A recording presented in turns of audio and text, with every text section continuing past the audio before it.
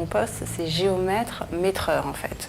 Ça constitue deux choses, donc géomètre plus sur le côté terrain et maîtreur après tout ce qui est bureau en fait. Donc tout ce qui est plan d'implantation, plan d'exécution, tout ce qu'on fait au bureau avant d'aller sur le terrain. Donc j'exerce ce métier depuis 2005. C'est vrai qu'en sortant de troisième à l'époque, on ne savait pas trop qu'est-ce qu'on allait faire et tout. Et c'était ma prof de maths qui m'avait parlé en fin de compte de la topographie, que je ne connaissais pas du tout, je ne savais pas ce que c'était. Donc elle m'a expliqué et elle m'a donné un petit peu envie d'y aller, quoi. Et après, bon, arrivé là-bas, c'était carrément la découverte et c'était une bonne découverte. Puisqu'après j'ai fait donc un brevet de technicien topographe en 3 ans, après j'ai fait un BTS en 2 ans, et puis après je suis rentrée dans le monde du travail et j'ai pas non plus spécialement galéré pour trouver du travail. Mon métier tout d'abord c'est répondre un peu aux appels d'offres, donc vérifier tout ce qui est quantité métrée. Quand ce projet est abouti et qu'on a réussi à avoir l'affaire, en fait, on fait ce qu'on appelle un plan d'exécution, c'est-à-dire un plan projet du chantier avant de commencer. Et après, quand le projet est validé par soit les maîtres d'œuvre, les maîtrises d'œuvre, on peut après aller implanter.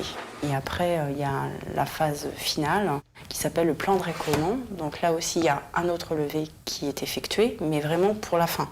Et après, on donne un plan à la maîtrise d'œuvre, comme quoi le chantier est fini. Les gens, les types, il n'y en a pas spécialement. Le métier que je fais, en fait, il est très variable par lui-même. Donc, il y a du bureau, il y a du terrain. Et puis, chaque chantier est différent. Donc, c'est vrai que c'est intéressant. On ne fait jamais les mêmes chantiers, sinon ça serait un peu monotone. Et c'est vrai qu'il n'y a pas de point particulier que j'aime pas plus que les autres, quoi. Donc, c'est vraiment un métier très intéressant du fait de sa diversité, en fait. Les conditions de travail sont... moi, je n'ai pas à me plaindre, j'ai tout ce qu'il faut, on travaille dans de bonnes conditions. Mes collègues, il n'y a pas de souci, il y a du dialogue. Des fois, c'est vrai qu'arrivant sur le chantier, on dit « ouais, voilà, qu'est-ce qu'on pourrait faire pour améliorer ?» Et c'est vrai qu'il y a beaucoup de discussions par rapport à ça. Et ça, c'est important aussi. Autonome, oui. Dans le sens où quand je suis sur le terrain, je suis seule, mais sinon après j'ai des directives, voilà, dans le style du planning. Donc, je sais ce que j'ai à faire, voilà.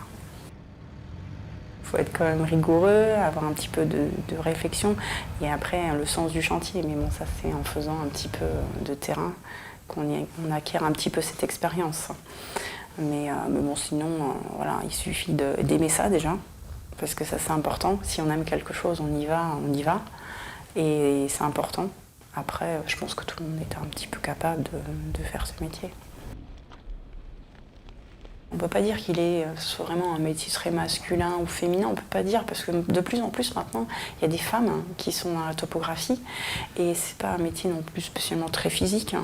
Je pense pas être un garçon manqué. C'est vrai que bon, après, on travaille avec des garçons.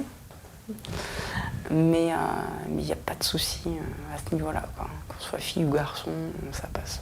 Quoi. Alors le conseil que je pourrais donner, c'est que si vraiment il a envie de faire ça, il faut qu'il y aille. Et c'est important parce que justement c'est comme ça qu'on apprend le mieux quand on aime quelque chose.